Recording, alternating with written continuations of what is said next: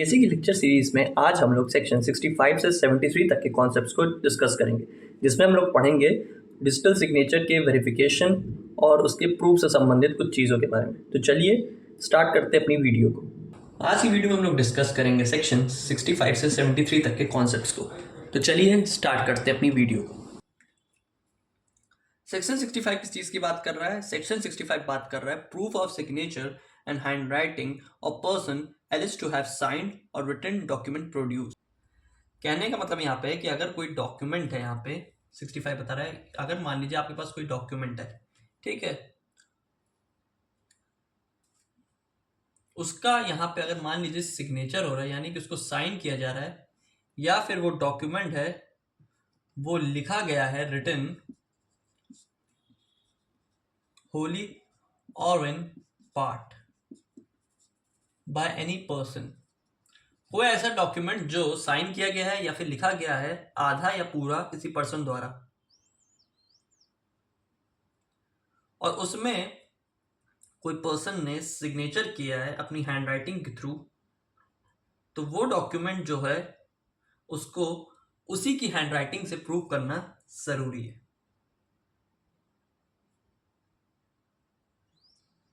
कहने का मतलब ये है कि यहाँ पे मान लीजिए इस डॉक्यूमेंट में साइन हुआ, अब साइन में हैंडराइटिंग का इन्वॉल्वमेंट हुआ होगा, तो उस हैंडराइटिंग को यहाँ पे कोर्ट को हैंडराइटिंग को यहाँ पे उस स्पेसिफिक पर्सन को यहाँ पे प्रूव करना पड़ेगा। क्या बताया था? सिग्नेचर ऑफ द और the handwriting of so much of the document has to be alleged in to be in the that person handwriting must prove in his handwriting.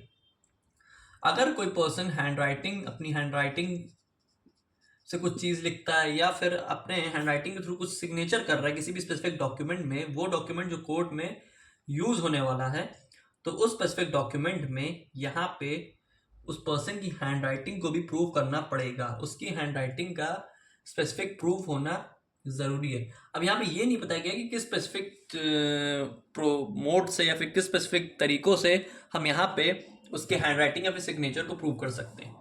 Handwriting के हम लोग टॉपिक हम लोग पहले पढ़ के आए जब हम लोग ने ओपिनियन एज रेलेवेंट फैक्ट का टॉपिक डिस्कस किया था।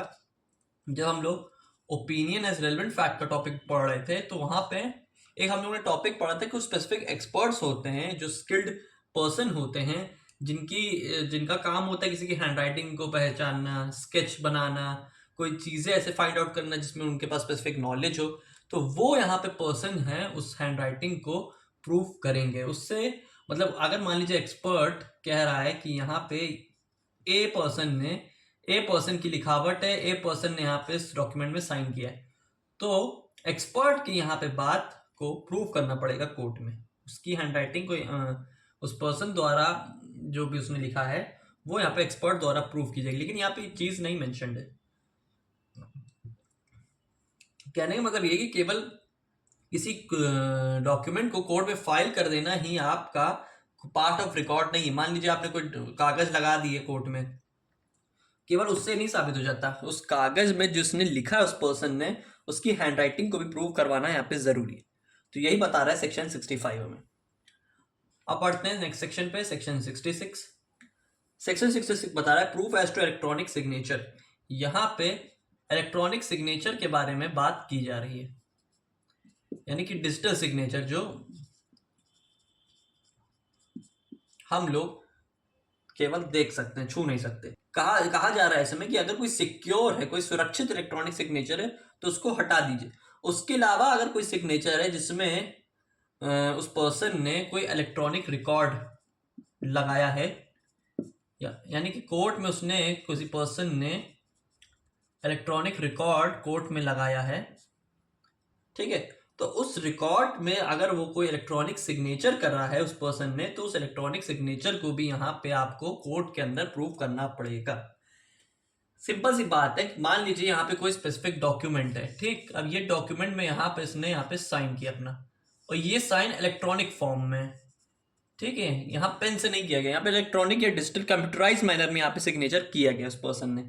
तो उस पर्सन का जो सिग्नेचर अगर वो पहले से सिक्योर्ड है तब तो कोई इशू नहीं है, लेकिन अगर वो किसी डॉक्यूमेंट में अपने सिग्नेचर को लगा रहा है, जैसे मानते हैं ना कई बार डॉक्टर्स का प्रिस्क्रिप्शन लिखा के कोर्ट यहाँ पे पर्सन यहाँ पे कोर्ट में दिखाता है कि ये पर्सन मेंटली स्टेबल नहीं है, अनफिट है, तो उसमें जो पर्सन साइन करता है तो उस साइन को यहाँ पे उस पर्सन को प्रूफ करना पड़ेगा।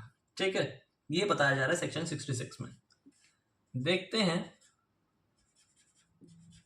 सेक्शन 67 को। 67 बात कर रहा है proof of execution of a document required by law to be attested. किसी डॉक्यूमेंट को एग्जीक्यूट करवाने में जो लॉ के अकॉर्डिंग सही है उसका यहाँ पे प्रूफ देना पड़ेगा। क्या बताया जा रहा है इसमें सिचुएशन कि यहाँ पे कोई भी अगर डॉक्यूमेंट जो कोर्ट द्वारा सही है, कानून द्वारा सही है, उसको अटेस्ट किया जा रहा है, कहीं उसको लगाया जा रहा है, तो वो यहाँ पे एविडेंस की तरह यूज नहीं किया जाएगा। ठीक है, जब तक एटलीस्ट एक अटेस्टिंग विटनेस यहां पे आके उसको प्रूव नहीं करता कि हाँ इसमें मैंने साइन किए, और वो पर्सन यहाँ पे अटेस्टिंग विटनेस का अलाइव होना जरूरी है और उसका कैपेबल होना भी यहाँ पे जरूरी है, तभी वो पर्सन आ पाएगा, वरना कैसे आएगा। मान लीजिए कोर्ट में मान लीजिए कोई जमीन है, ठीक है, अब आपकी कोई जमीन का कागज है, उसमें एक पर्सन ने साइन किया है, यानी कि वो आपकी तरफ से प्रेजेंट हो रहा है, यानी कि आपकी तरफ से गवाही वो पर्सन दे रहा है। अब वो पर्सन जो है, यानी जिसका अटेस्टिंग पर्सन है, जो कंफर्म करता है कि हाँ ये इस पर्सन को मैं भली भांति जानता हूँ, इसने यहाँ पे ये ज़मीन खरीदी है, मेरे सामने सारी जानकारी मुझे सारी पता है, मैंने इसमें साइन भी किया है। ठीक है, यानी कि जो पक्षकार हुआ आपकी तरफ से, अगर वो जिंदा है और ये वो कैपेबल है एविडेंस देने में, तो उसको वहां पे बुलाया जाएगा और एटलीस्ट एक अटेस्टिंग विटनेस का वहां पे मौजूद होना जरूरी है। इसमें एक प्रोवाइजो नीचे दिया गया है कि यहाँ पे अटेस्टिंग विटनेस को बुलाना जरूरी नहीं है दो सिचुएशन में। अगर वो डॉक्यूमेंट वसीहत नहीं है, विल नहीं है, और वो इंडियन रजिस्ट्रेशन, हमारा एक स्पेसिफिक कानून है रजिस्ट्रेशन के लिए बनाया गया है, उससे अगर कोई डॉक्यूमेंट, उससे रिलेटेड कोई प्रोवाइजो उस डॉक्यूमेंट में यूज हुए हैं, तो उस सिचुएशन में यहाँ पे अटेस्टिंग विटनेस को, एक भी जो अटेस्टिंग विटनेस जहां पहले बुलाया जा रहा था, वो इन दो सिचुएशन में, इन दोनों कंडीशन में वहां पे बुलाने की कोई जरूरत नहीं है। यहाँ पे तभी बुलाया जाएगा जब यहाँ पे अटेस्टिंग विटनेस आने से मना कर रहा हो या कुछ ऐसी सिचुएशन क्रिएट हो रही हो।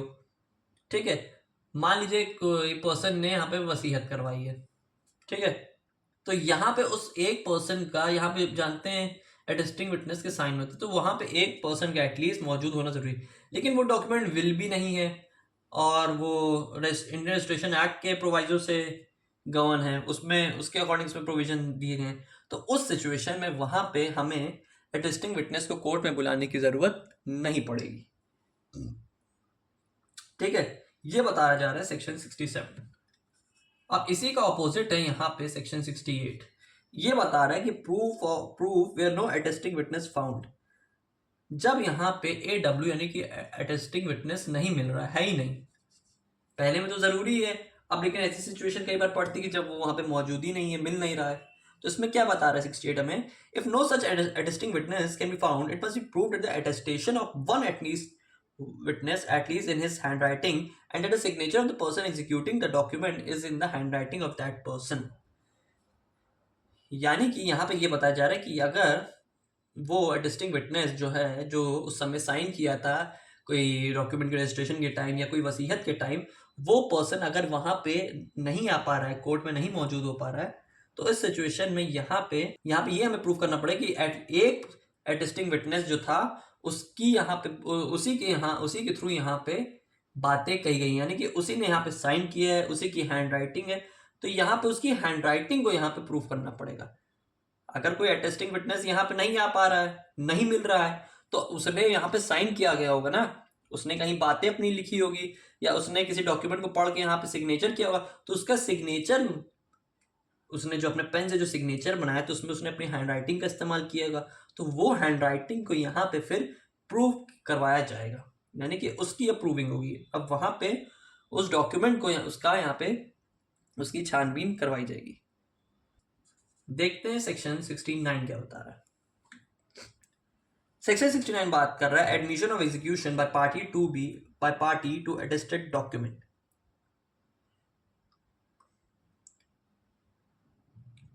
इसमें क्या बताया जा रहा है कि यहाँ पे execution by party of attested document, यहाँ पे एडमिशन को लेके बात की जा रही है।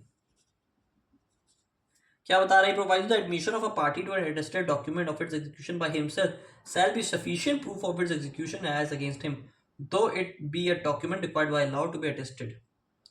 कहने का मतलब है कि अगर कोई अटेस्टेड डॉक्यूमेंट में किसी पर्सन ने उसको एडमिट कर लिया है, किसी विटनेस ने एडमिट कर लिया कि हाँ ये यहाँ पे मैंने साइन किया है, वो उस बात को मान ले रहा है, उस बात का एडमिशन दे रहा है, तो उसका दिया गया एडमिशन ही एक सफिशिएंट प्रूफ होगा। उसका दिया गया एडमिशन ही एक सफिशिएंट प्रूफ होगा सामने वाले के खिलाफ, अगर उसने वहां पे कोई डॉक्यूमेंट में अटेस्टेशन करवाई होगी। क्या बता रही सेक्शन कि यहाँ पे अगर वो पर्सन खुद सामने वाला जो है वो कह ले रहा है कि हाँ मैं एडमिट कर रहा हूँ कि मैंने यहाँ पे साइन किया है, इसका आगे से मेरे साइन हैं, तो उसकी बोली गई बात ही एज अ एडमिशन ट्रीट कर ली जाएगी। ये यहाँ पे इतनी सी बात बताई कि वही एक जो उसका एडमिशन है वो एक सफिशिएंट प्रूफ में बन जाएगा। अब देखते हैं इसका सेक्शन 70। सेक्शन 70 क्या बताना चाह रहा है? सेक्शन 70 बात कर रहा है proof an attesting witness denies execution. अगर अटेस्टिंग विटनेस एग्जीक्यूशन देने से मना कर दे,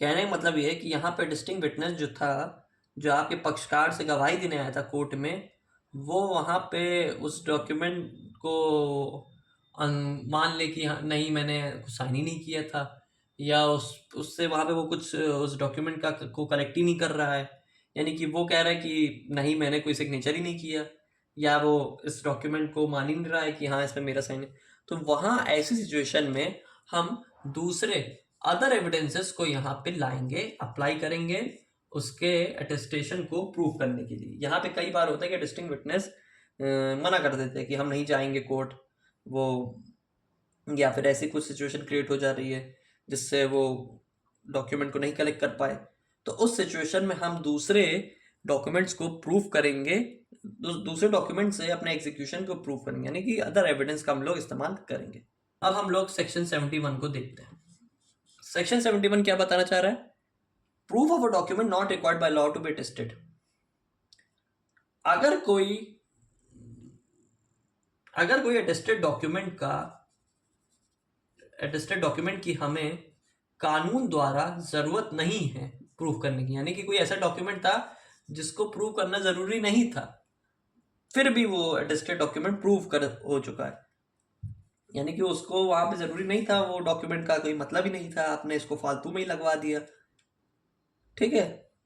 तो उसको हमको प्रूव करना होगा तो हम उसी तरीके से करेंगे जैसे वो अनअटेस्टेड था, यानी कि कहने का मतलब है कि हमें कोई डॉक्यूमेंट, हमें यहाँ पे किसी पर्सन ने एग्जीक्यूशन करवाने के लिए किसी डॉक्यूमेंट का अपना अटेस्टेशन दे दिया, ठीक है, किसी डॉक्यूमेंट को वहां पे उसने कोर्ट में लगा दिया, तो लेकिन वहां पे कानून द्वारा उस डॉक्यूमेंट का कोई मतलब ही नहीं है, उसको वहां लगाना ही नहीं था, आपने उसको फालतू लगा दिया। तो उस सिचुएशन में अगर हमें उस डॉक्यूमेंट को कभी प्रूव करना होगा तो हम उसी प्रोसीजर से करेंगे, उसी तरीके से करेंगे जैसे वो एक पहले अनअटेस्टेड डॉक्यूमेंट था,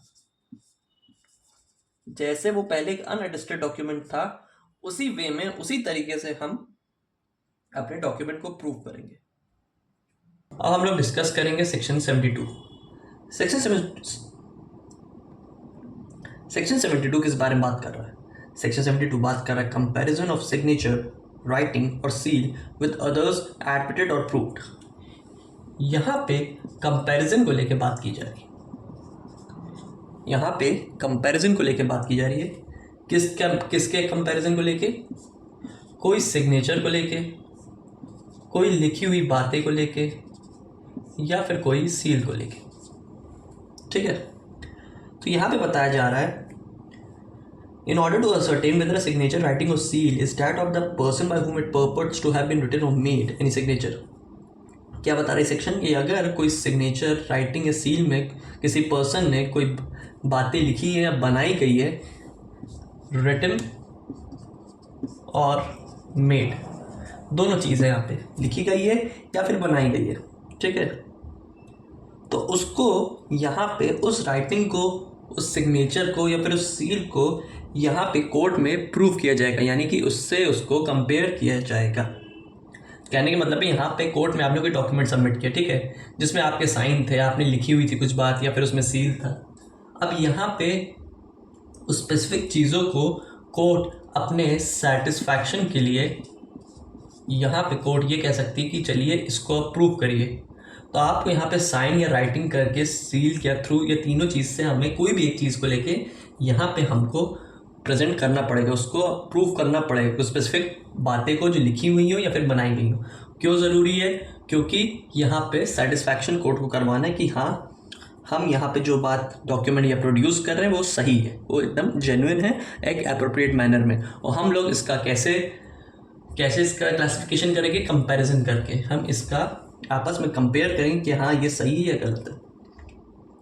साथ ही साथ ये सेक्शन ये बताना चाह रहा है कि कोड सामने वाले पर्सन को ये भी डायरेक्ट कर सकते हैं कि तुम यहाँ पे कुछ ऐसे कोई स्पेसिफिक वर्ड्स या फिर कुछ फिगर्स भी लिखो।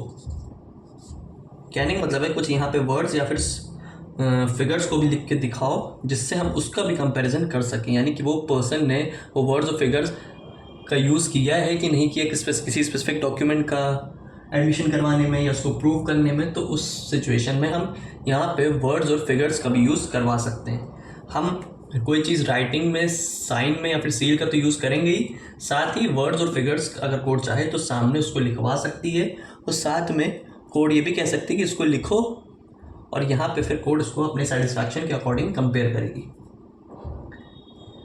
ये सेक्शन साथ ही साथ फिंगर इंप्रेशन में भी यूज़ हो सकता है, यानी कि फिंगर थंबप्रिंट्स में भी हम इसको यूज़ कर सकते हैं। अगर हमको इसमें कुछ नेसेसरी मॉडिफिकेशन करनी है, कुछ चेंजेस या फिर कुछ बदलाव करने हैं हमें, तो वो भी हम उसके थ्रू कर सकते हैं। यानी कि हमें कोई भी स्पेसिफिक सिचुएशन में अगर कुछ इसके साथ कोई भी स्पेसिफिक चेंजेस करने हैं तो हम फिंगर इंप्रेशन को भी यहाँ पे चेंज कर सकते हैं। यहाँ पे पहली चीज़ साइनिंग, रिटन और सील का यूज़ होगा, वर्ड्स एंड फिगर का यूज़ होगा, और फिंगर इंप्रेशन के साथ का यूज़ होगा। यानी कि 1 2 3 4 5, ये 5 तरीक़ों से हम कोई स्पेसिफिक डॉक्यूमेंट को यहाँ पे कोर्ट में प्रेजेंट कर सकते हैं, और साथ ही साथ उसका कंपैरिजन करवा सकते हैं कोर्ट के सेटिस्फैक्शन के अकॉर्डिंग। तो ये बता रहा है सेक्शन 72। अब देखते हैं इस टॉपिक का लास्ट सेक्शन जो बात करता है सेक्शन 73 के बारे में। ये यहाँ पे डिजिटल सिग्नेचर के बारे में बात करता है, यानी कि डिजिटल सिग्नेचर के प्रूफ और उसके वेरिफिकेशन को लेके ये सेक्शन यहाँ पे बात करता है। अब देखिए, इंडियन एविडेंस एक्ट में सेक्शन 72A हुआ करता था, लेकिन यहाँ पे यहाँ पे न्यू लॉज में, यानी कि BSA में अब यहाँ पे एक एप्रोप्रिएट सेक्शन डिजिटल सिग्नेचर का ऐड कर दिया गया। यहाँ पे डिजिटल सिग्नेचर को लेके यहाँ पे बात की जा रही है। अब यहाँ पे डिजिटल सिग्नेचर का अगर यहाँ पे कोर्ट कहती कि इसका वेरीफाइड, इसको प्रूव करो, तो यहाँ पे उसका वेरिफिकेशन किस प्रोसेस से होगा? यहाँ पे हमें उस डिजिटल सिग्नेचर का सर्टिफिकेट कोर्ट में प्रेजेंट करना पड़ेगा, और वो डिजिटल सिग्नेचर का सर्टिफिकेट कौन देगा? एक सर्टिफाइड अथॉरिटी हमें देगी, जो स्पेसिफिक वर्क में इन्वॉल्व होगा वो पर्सन, यानी कि उसका कंट्रोलर या फिर कोई स्पेसिफिक अथॉरिटी उस डिजिटल सिग्नेचर को या डिजिटल सिग्नेचर के सर्टिफिकेट को कोर्ट में प्रोड्यूस करेगी। उससे हम वहाँ पे अपने डिजिटल सिग्नेचर का वेरिफिकेशन करेंगे। और साथ ही साथ ये भी कहते हैं कि डिजिटल सिग्नेचर सर्टिफिकेट को और यहाँ पे उसके डिजिटल सिग्नेचर के वेरिफिकेशन को लेके या उसके सर्टिफिकेट को लेके, दोनों सिचुएशन में हम कोई और पर्सन का भी इन्वॉल्वमेंट ले सकते हैं, यानी कि कोई और पर्सन को भी ये कह सकती है जो यहाँ पे स्पेसिफिक सिचुएशन केस से जुड़ा हुआ है। तो उस सिचुएशन में कोर्ट ये भी कह सकती है कि तुम भी डिजिटल सिग्नेचर को और या फिर अपने उस स्पेसिफिक सर्टिफिकेट को ला सकते हो, प्रेजेंट कर सकते हो। अब देखिए, डिजिटल सिग्नेचर कई बार होता है कि हम लोग कोई स्पेसिफिक डॉक्यूमेंट साइन करते हैं। अब देखिए, इलेक्ट्रॉनिक एविडेंस का ज़माना है, ठीक है, हर चीज़ ई रिकॉर्ड के फॉर्म में हो रहा है, सब कुछ इलेक्ट्रॉनिक फॉर्मेट में हो रहा है। तो कई बार हमें उस सिचुएशन में इलेक्ट्रॉनिक सिग्नेचर की ज़रूरत पड़ती है, यानी कि साइन कंप्यूटराइज फॉर्म में होता है। अब कंप्यूटराइज फॉर्म में यहाँ पे सिग्नेचर हो रहा है, तो उस सिचुएशन में उस सिग्नेचर को वेरीफाई करने के लिए, उसके वेरिफिकेशन के लिए हम वहाँ पे सर्टिफिकेट का यूज़ करेंगे। उस सर्टिफिकेट से ये बताया जाएगा कि यहाँ पे आपका डिजिटल सिग्नेचर कितना जेन्युइन है और सही है। तो यहाँ पे कोर्ट अपने सेटिस्फैक्शन के अकॉर्डिंग उस डिजिटल सिग्नेचर को यहाँ पे प्रूव करवाने को कह सकती है कि लाओ और उसको प्रूव करो। आई होप आपको सेक्शन 65 से 73 तक का कॉन्सेप्ट अच्छे से समझ आ गया हो। तो मिलते हैं फिर अपनी BSA की नेक्स्ट वीडियो में।